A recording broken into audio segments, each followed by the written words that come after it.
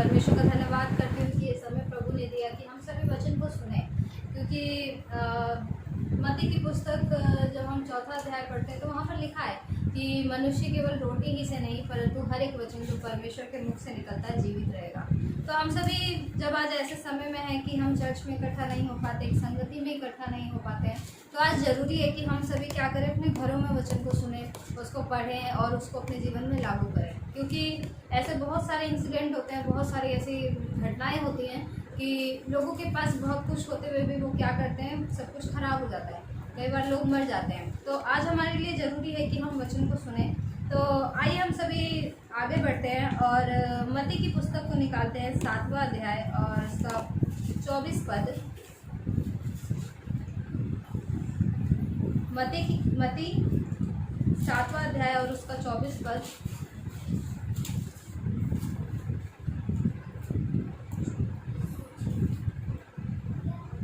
यहाँ पर जो हेडिंग दी गई है वो लिखा है घर बनाने वाले दो मनुष्य, बुद्धिमान और मूर्ख। हम सभी जब भजन संहिता को पढ़ते हैं तो वहाँ पर लिखा है कि यदि घर को यहोवा न बनाए तो बनाने वाले का परिश्रम व्यर्थ है। जब हम नीति वचन को पढ़ते हैं तो 14 अध्याय में लिखा है कि हर एक बुद्धिमान स्त्री अपने घर को बनाती है। तो ये जो घर को बनाना है, और कई बार हम सभी बहुत सारे काम करते हैं, वो जो काम करना है वो हमारा कैसे होना चाहिए। हालेलुया।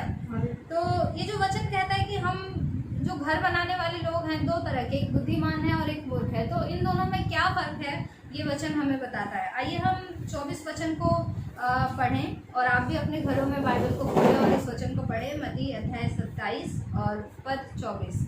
इसलिए जो कोई मेरी ये बातें सुनकर उन्हें मानता है वह उस बुद्धिमान मनुष्य के समान ठहरेगा जिसने अपना घर चट्टान पर बनाया। हालेलुया। तो यहाँ पर जो वचन है वो लिखा है कि जो मनुष्य मेरी ये बातें सुनकर उन्हें मानता है वह उस मनुष्य के समान ठहरेगा जिसने अपना घर चट्टान पर बनाया। ये बातें मतलब जो हम बाइबल में बहुत सारी बातों को, जो हम वचन को पढ़ते हैं, जो हमारे जीवन में हमारे लिए उपयोगी, ये बाइबल हमें बताती है कि हमारे लिए क्या ज़रूरी है। जब हम ये वचन को पढ़ते हैं तो ये वचन बाइबल कहती है कि ये बातें सुनकर उन्हें मानता है। जो बाइबल के वचन को सुनकर उन्हें मानता है, वचन कहता है कि वह उस बुद्धिमान मनुष्य के समान ठहरेगा जिसने अपना घर चट्टान पर बनाया। हम ध्यान रखें, हम जब बाइबल पढ़ते हैं तो हम ऐसा ना सोचें कि हम क्या कर रहे हैं कि हम बस ऐसे ही पढ़ रहे हैं। मुझे अभी भी याद है जब पिछले साल लॉकडाउन स्टार्ट हुआ था, लास्ट ईयर जब लॉकडाउन शुरू हुआ तो मैं बहुत सारे न्यूज़ चैनल्स को देखती थी और ऐसा सोचती थी कि लोग कितना ज़्यादा मर रहे हैं, लोग कितने ज़्यादा कोविड के पेशेंट्स आ रहे हैं। तो ये सारा देखते देखते मैं टेंशन में आ गई। लेकिन एक दिन क्योंकि मैं रेगुलर बाइबल पढ़ रही थी और एक दिन मैंने भजन संहिता 91 पढ़ा और जब उसको पढ़ा उस अध्याय को पढ़ने के बाद में मैं एकदम क्या हो गई, एकदम मेरा जो दिमाग था वो शांत हो गया कि जो हो रहा है परमेश्वर हमें जो है संभालेगा और परमेश्वर अपने लोगों की रक्षा करता है, परमेश्वर अपने लोगों की सुरक्षा करता है। हालेलुया। तो ये जो वचन है कि परमेश्वर की बातों को सुनकर उन्हें मानना, ये हमारे लिए बहुत ज़रूरी है। आज हम बहुत सारे काम को करने के लिए सोचते हैं। अभी ऐसे परिवारों को हम देखते हैं कि वो परिवार जो है अलग अलग परिवार देखते हैं और उन परिवारों में बहुत सारी बातों को देखते हैं और हर एक व्यक्ति ऐसा सोचता है कि मेरा घर अच्छा सा होना चाहिए। अच्छा सा मतलब जो लोग हैं वो मिलकर रहना चाहिए और जो घर के बच्चे हैं, जो छोटे हैं, वो लोग बड़ों की बात को मानना है। तो वो कैसे होगा? वचन कहता है कि वो ये बातें सुनकर होगा। आइए हम आगे 25 वचन को पढ़ें।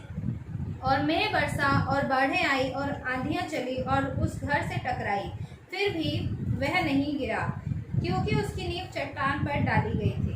जब हमारा परिवार परमेश्वर के वचनों में आगे बढ़ेगा, उसको सुनकर उसको मानेगा, तो वचन कहता है कि कुछ भी हो जाए।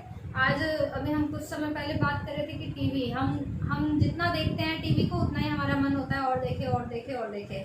जैसे हवा ने उस फल को देखा और उस फल को देखकर ही पहले उसने देखा और फिर उसको खाया। तो ऐसे ही हम बहुत सारी चीज़ों को देखते रहते और फिर वो चीज़ें हम अपने जीवन में लागू करने के लिए सोचते हैं, उसको करते हैं। तो लेकिन जब हम परमेश्वर के वचन में बने हैं तो जो हमारे आसपास कुछ भी हो रहा है वो सारी बातें क्या है, वो हमें उससे कुछ फर्क नहीं पड़ेगा। क्यों? क्योंकि हमें पता है कि वचन क्या कहता है। अभी यहाँ पर लिखा है, मैं बरसा, बाढ़ें आई और आंधियाँ चली और उस घर से टकराई, फिर भी वह नहीं गिरा, क्योंकि उसकी नींव चट्टान पर डाली गई थी। तो हमारी नींव जो है वो प्रभु के वचन पर होनी चाहिए। जो हमारे परिवार की नींव है वो प्रभु के वचन पर होनी चाहिए, क्योंकि अगर हम ऐसा नहीं कर रहे हैं तो आगे भी वो बताता है वचन की, अगर हम ऐसा नहीं कर रहे तो क्या होगा।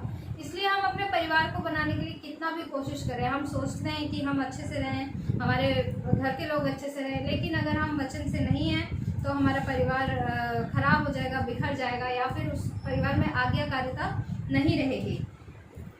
आगे 26 वचन लिखा है, परंतु जो कोई मेरी ये बातें सुनता है और उन पर नहीं चलता, वह उस निर्बुद्धि मनुष्य के समान ठहरेगा जिसने अपना घर बालू पर बनाया।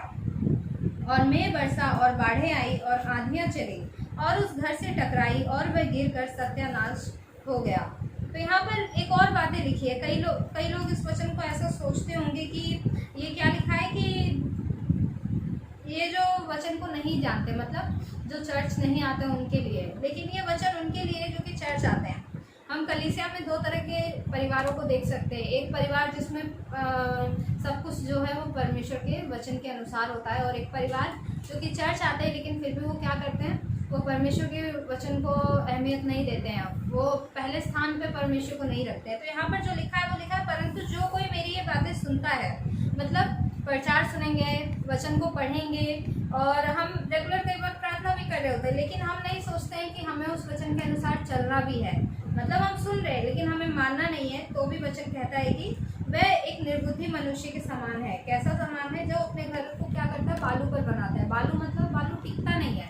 तो हम ध्यान रखें कि हम इन दोनों में से किस पर हैं, किस व्यक्ति की तरह, किस मनुष्य की तरह। बुद्धिमान मनुष्य जो कि अपना घर, अपना परिवार कैसा परमेश्वर के वचन की नींव पर बना रहा है, या फिर हम कैसे हैं, अपना घर कैसे बना रहे हैं, बालू पर, परमेश्वर के वचन के बिना हम अपने घर को बना रहे हैं। और आप ज़रूर कलीसिया में ऐसे लोगों को, ऐसे परिवारों को देखते होंगे जो कि ऐसे दोनों तरह के लोगों को आप ज़रूर देखे होंगे, क्योंकि कलीसिया में बहुत सारे तरह के लोग आते हैं, और कई लोग परमेश्वर के वचन के अनुसार चलते हैं तो परमेश्वर ने बढ़ाता है, और जो वचन के अनुसार नहीं चलते परमेश्वर उन्हें भी बढ़ाता है। लेकिन क्योंकि वचन हमें सावधान करता है, और परमेश्वर ने हमें जीवन और मरण दोनों के लिए हमें चुनने के लिए बोला है, तो कई लोग जीवन को चुनते हैं और कई लोग अपने जीवन को ख़त्म करने के लिए चुनते हैं। तो हम ज़रूर परमेश्वर के वचन के अनुसार चलें, ताकि हमारा परिवार आशीषित हो। हम जिन बातों के लिए सोचते हैं उन बातों में भी परमेश्वर को पहला स्थान दें, ताकि वो कार्य भी आशीषित हो। हालेलुया। और मैं विश्वास करती हूँ कि परमेश्वर आपको इस वचन के अनुसार आशीष करेगा। जो लोग भी ये वीडियो को देखें, परमेश्वर उन सभी के परिवारों को आशीष करे, और निरंतर एक बुद्धिमान व्यक्ति की तरह, एक बुद्धिमान मनुष्य के समान अपने घर को बनाए। सभी को जय मसीह की। परमेश्वर आप सभी को आशीष करे।